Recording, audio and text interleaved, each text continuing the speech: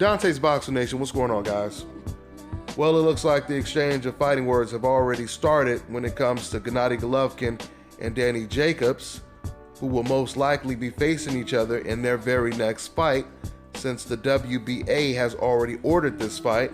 For those of you guys who don't know, Danny Jacobs is the regular WBA champion, and Golovkin is the super WBA champion, or however they explain that situation. But anyway, like I told you guys, Danny Jacobs and Gennady Golovkin, they exchanged a couple words on Twitter. This is what Jacobs had to say to Gennady Golovkin. Quote, "Never ran, I never will." Golovkin, this is what he said in response. "Daniel Jacobs, then you should already start practicing, and while you are dancing, do not forget to practice signing contracts. Hashtag Triple G Jacobs." End quote. So, like I said, guys, the talk has already began, and I truly believe this is the next fight. I don't believe that Danny Jacobs is going to go out like Canelo Alvarez and give up his belt just to avoid a Gennady Golovkin fight. I believe that Danny Jacobs, he felt that he was ready for Gennady Golovkin after he knocked out Sergio Mora, even before that. After watching the Kell Brook fight, of course, that just heightens Danny Jacobs' confidence when it comes to defeating Gennady Golovkin. This is a really good fight. It's a very competitive matchup. This is a step in the right direction for Gennady Golovkin when it comes to proving that he's one of the best fighters in the world. Now, don't get me wrong, this is not on the level of a Kovalev-Andre Ward, because in that fight, both fighters are considered pound for pound top 5, the best fighters in the world, going up against each other. When it comes to Danny Jacobs, we all know Danny Jacobs is not considered top 10, pound for pound, one of the best fighters in the world. But he definitely will be pound for pound one of the best fighters in the world if he beats Gennady Golovkin. But that'll definitely be a tall order for Danny Jacobs, because for those of you guys who don't know, he does have a loss on his record. Not only does he have a loss on his record, but he has a knockout loss against a guy named Dmitry Pirog. Going into that fight, Pirog was undefeated, and I haven't actually watched the fight yet. I just read the reports on the fight, and from what I read, Pirog, he not only knocked out Jacobs, but he dominated the entire fight. He also knocked down Danny Jacobs in the second round, and according to reports, he applied a lot of pressure on Danny Jacobs. So that's pretty interesting. I mean, there's a lot of questions. Did Danny Jacobs become a better fighter since that loss? Did he learn to deal with pressure since that loss? Because what this fight is going to come down to is who deals with pressure the best. Because Gennady Golovkin, when it comes to him, he's made it very clear that it's actually safer to stay close to Gennady Golovkin as opposed to staying away from Gennady Golovkin. If you give Gennady Golovkin the distance and the range that he wants or he needs to extend his punches, then you're in trouble.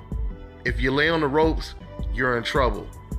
What you would need to do is try to put Golovkin on the ropes, something that no one has ever done before, because I doubt Golovkin would be as comfortable on the ropes as a Floyd Mayweather or a Roy Jones Jr. That's why we've never seen him on the ropes. Okay? So that's basically what this fight comes down to. It comes down to who's going to be more comfortable dealing with pressure. And we've already seen, once again, Danny Jacobs get knocked out by a power puncher. But at the same time, we have also seen Gennady Golovkin look very vulnerable against pressure fighters who did not have power, or not the same type of middleweight power that Golovkin has. Willie Monroe, he was a fighter that stood his ground, and he fought Golovkin back, and he had a little bit of success. And we just seen what Kell Brook just did.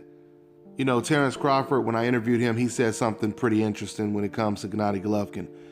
He says, well, he's definitely a hard puncher. He looks very strong, but we don't know how good he is until we see him in the ring with someone who's going to fight back.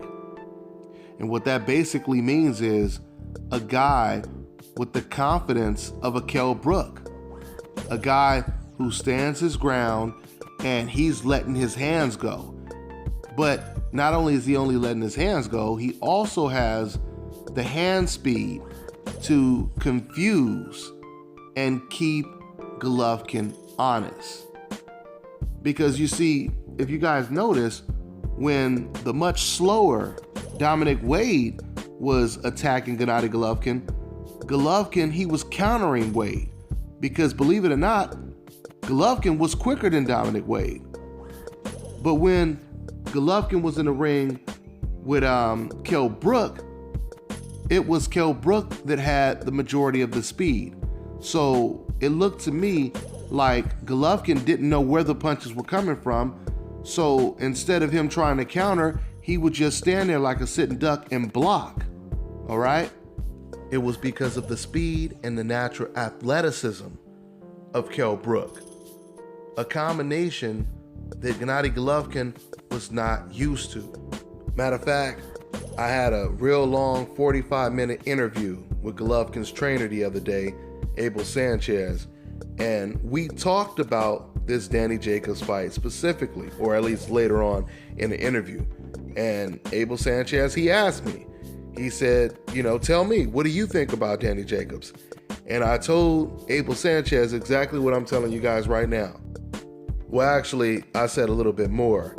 I told Abel Sanchez that I believe Danny Jacobs is athletic just like Kell Brook. The difference is Danny Jacobs, he has middleweight power and he has the speed and agility to go with it as well. I told him, I said, the only question mark with Danny Jacobs is his chin. How does he take a punch? Because he has been knocked out before. And this is when Abel Sanchez, he said to me, well, yeah, that's true. And he said, that's a good assessment. But then he brought up Curtis Stevens and he tried to compare Curtis Stevens to Danny Jacobs when it comes to athleticism. He said, well, Curtis Stevens, he was athletic too. And I said, to a certain extent, he was athletic, but his style was the complete opposite of a Daniel Jacobs. Because Curtis Stevens, he's short, compact, much shorter than Gennady Golovkin. He only comes forward and he relies on trying to land his big knockout punch, which is his left hook. I believe it's his left hook, his left or right hook, one of those hooks.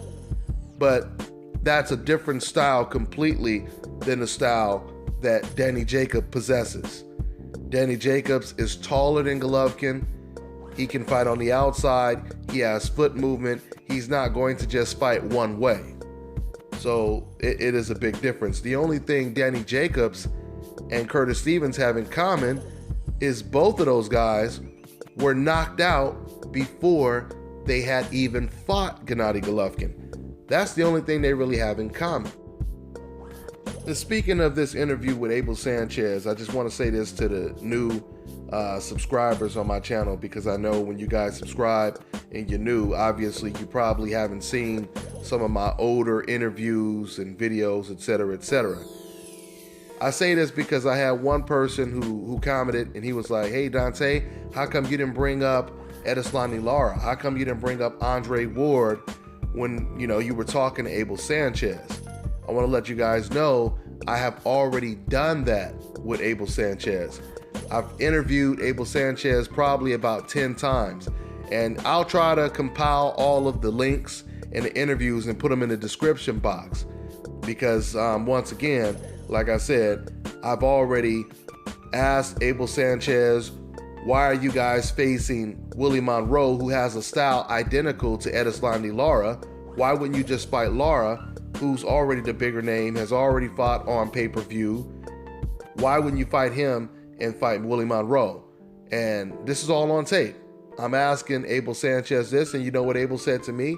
Matter of fact, I asked him the question. I said, who would you say is a bigger star, Monroe or Lara? He told me that Monroe was a bigger star than Lara, which clearly tells me that Team Golovkin had no interest at all in facing Edeslani Lara. And then even after, what was it? Let me think for a minute. When was that? Oh yeah. Even when Gennady Golovkin officially signed a contract to face Kell Brook, I called up Abel Sanchez, and one of my first questions was like, how come you guys didn't fight Edeslani Lara? You know, I mean, if you're going to fight a guy who's coming up in weight, why not fight a junior middleweight like Edeslani Lara? Already has a name, once again, already fought on pay-per-view. Why not him? And Abel told me, oh, we didn't have the time, you know, it was short notice, etc., etc., etc. I've also talked to Abel Sanchez about Andre Ward. I've done plenty of interviews where we talked exclusively about Andre Ward. So once again, I'm going to put together all of these clips so, you know, some of my new subscribers, you can watch some of those interviews and hear us discuss things that you guys are interested in hearing. Also, if you guys have a question that you want me to ask Abel Sanchez, feel free to put it in the comment section, especially if it's a question that I haven't already asked Gennady Golovkin or Abel Sanchez. Now, something else I wanted to mention, speaking of Abel Sanchez and me talking to him, you know, Abel Sanchez, he also sends me text messages every now and then, and we'll go back and forth and have a conversation. Abel Sanchez, he sent me a text and he asked me the question. He said, how many fighters do you know that have been this dominant in the middleweight division? Obviously, he's talking about his charge. And he was like, how many fighters do you know that have been this dominant in one weight class in the middleweight division? And I said to him, I said, you know, Abe, there's no doubt about it. Golovkin, up until this point, he's been dominant in the middleweight division. But I said to him, I said, Golovkin needs signature wins, though. He needs an equal. He needs great fighters, need great opponents. This is why Sugar Ray Leonard is remembered. He's remembered because of the guys that he faced, right? Sugar Ray Leonard, he had Hagler, he had Hearns, he had Durant. Floyd Mayweather, he had Manny Pacquiao, he had Mosley, he had De La Hoya, Diego Corrales, Castillo, etc., right? And all of those fighters I mentioned, except for Oscar De La Hoya, all of those fighters I mentioned were considered pound for pound one of the best fighters in the world. Shane Mosley was considered the #1 welterweight in the world after he knocked out the #1 welterweight, Margarito. Okay? These are the type of guys you need on your resume when it comes to Gennady Golovkin. Abel Sanchez, he compared Gennady Golovkin to Bernard Hopkins. And I told him, I said, when it comes to Bernard Hopkins, you have to remember, Bernard Hopkins, he had a lot of signature wins in the middleweight division, and when he moved up to higher weight classes, he had a lot of signature wins. One of the best wins Bernard Hopkins had in the middleweight division was beating the hard-punching, undefeated at the time, Felix Tito Trinidad. Trinidad at the time was a huge favorite to knock out Bernard Hopkins, okay? So that just lets you know what type of competition Hopkins was in the ring with. He was in the ring with a guy that was favored to not only beat him, but knock him out, all right? On top of that, Bernard Hopkins, he also unified the belts because he was in a tournament that was similar to the Super 6 tournament. He unified the belts. He had to beat another really good middleweight champion that was undefeated at the time, and that was Keith Holmes. Bernard Hopkins, he knocked out fighters like the undefeated Joe Lipsy. Joe Lipsy, see, this is back in the Tuesday Night Fights day. Joe Lipsy was an undefeated, vicious, aggressive knockout artist with speed, power, agility, etc. Very good fighter. He ended up challenging Bernard Hopkins for the title, Bernard Hopkins knocked him out. And I'm only naming a small percentage of the big names that Bernard Hopkins faced. So the point that this is all this stuff I just said to you guys, I said it to Abel Sanchez by way of text.